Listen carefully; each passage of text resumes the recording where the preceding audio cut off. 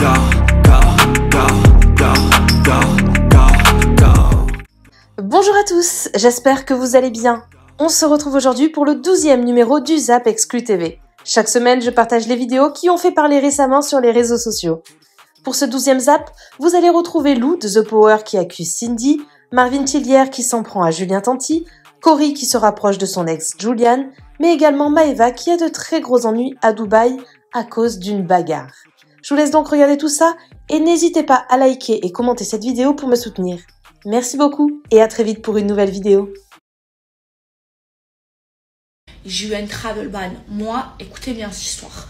J'ai eu un travel ban parce que moi et une ancienne copine à moi, on s'était battus en soirée. C'était à l'époque où je sortais, ok, avec une fille.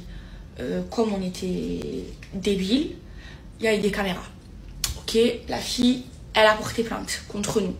Il y avait des caméras, donc on a été convoqués. On a eu toutes les deux un travel ban. Ok, sauf que moi, comme je suis résidente de Dubaï, je pouvais aller déposer un passeport. Et ça marche que quand tu en as un. Je pouvais aller déposer un passeport et je pouvais voyager. Mais que si je déposais un passeport français en caution. Ok, donc la personne qui déposait son passeport ne pouvait pas voyager. Mais mon ancienne copine, qui elle n'avait pas ses papiers Mirachi, eh ben, elle ne pouvait pas voyager. Vous voyez, donc elle est restée bloquée à Dubaï pendant 1 an, la pauvre. Donc elle a eu de la chance parce que ben elle a vécu chez moi et tout ça, donc ça va. Mais imaginez, ça vous arrive, vous venez en vacances, vous n'avez pas les papiers, vous n'avez pas les papiers, vous n'avez pas la résidence de Dubaï, ok, vous vous battez, ok. Vous pouvez plus voyager puisque vous pouvez pas déposer de passeport et que vous avez un travel ban. Allez vivre à Dubaï pendant 1 an. Allez vivre à Dubaï pendant 1 an. Combien ça coûte, les loyers, la vie ici. Ah ouais, non, il y a eu des histoires. Et moi, quand j'ai emménagé ici, on m'a toujours dit, fais très très attention. Ici, ils rigolent pas. Ben, c'est vrai. Moi, au début, j'ai fait la vérité. Quand je me suis installée ici, j'étais jeune, j'étais folle, je sortais beaucoup et tout. Je faisais la folle. Comme à la télé. Mais après, j'ai eu plein de problèmes. Lou, elle accuse Cindy ouvertement et littéralement devant tout le monde d'inciter les gens à harceler Lou. Je me suis dit, mais ça va pas, pourquoi elle dit... Et en fait, j'ai fait ma petite enquête, etc. Je suis partie voir plusieurs stories et tout. Lou, en fait, elle est en train de dire publiquement « Merci Cindy de contribuer à cette haine que les gens ont envers moi. » Tout ça parce que Cindy, en fait, elle répond à des commentaires soit dans des stories, soit dans des vidéos TikTok, tout simplement. Mais Lou, en mettant cette story, elle est littéralement aussi en train de mettre la haine sur Cindy. Non, je veux plus en refaire. Alors, c'est vrai qu'on dit beaucoup ça. Que, en fait, moi, je sais que je vais m'en refaire parce que je dis pas ça parce que je veux pas. Je veux, mais je peux pas. Et ne pas pouvoir, ça veut dire que je vais vraiment pas le faire, quoi. C'est pas en mode, ouais, je veux pas parce que... non, je veux, mais je peux pas. En fait, par exemple, Zippy, j'ai adoré le tournage. Mais je suis pas sûre de... Enfin, je suis pas...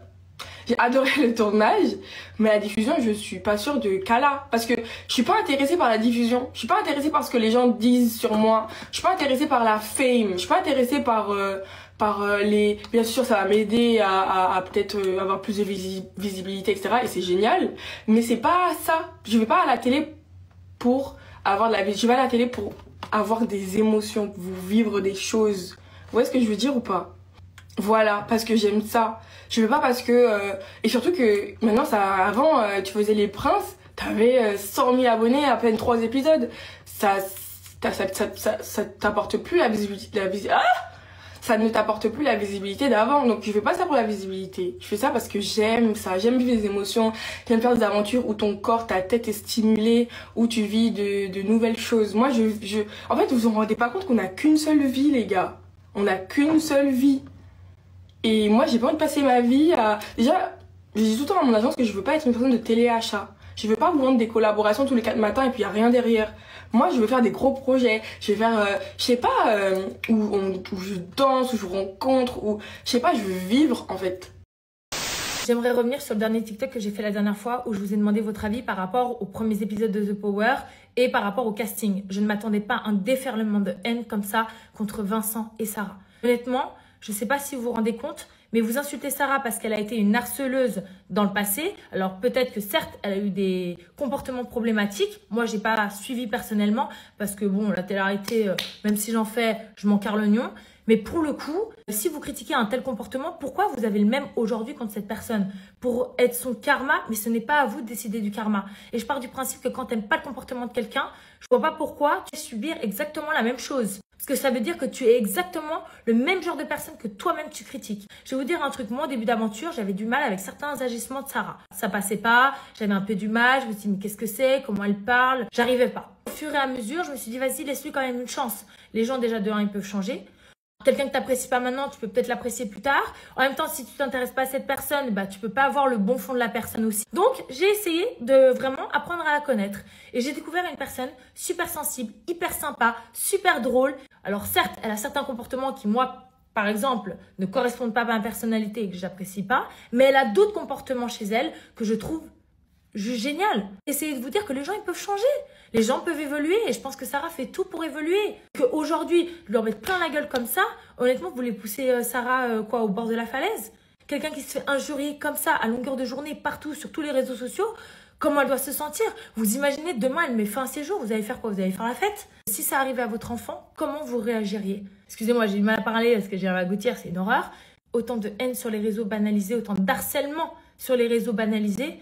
Honnêtement, mais où va-t-on?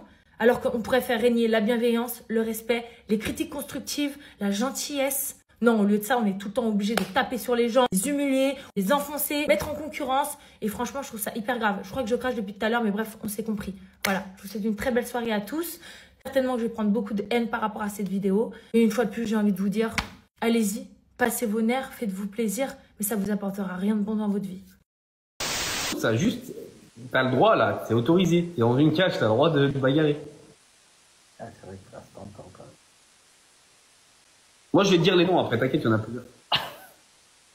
Alors si vraiment, Julien Tanti. Hein? Ouais. Ouais, il passe avant Berthe. Me demande pas pourquoi, Moi-même, je sais pas, mais si là, tout de suite, tu me dis, je te mets un mec sur un ring, tout de suite, il peut rien faire, je ferme la porte, j'aimerais bien avoir Julien Tanti. Plus que Julien Berthe, alors que il m'a rien fait comparé à Julien Berthe. J'ai 10 fois plus de raisons de le smatcher, Berthe. Mais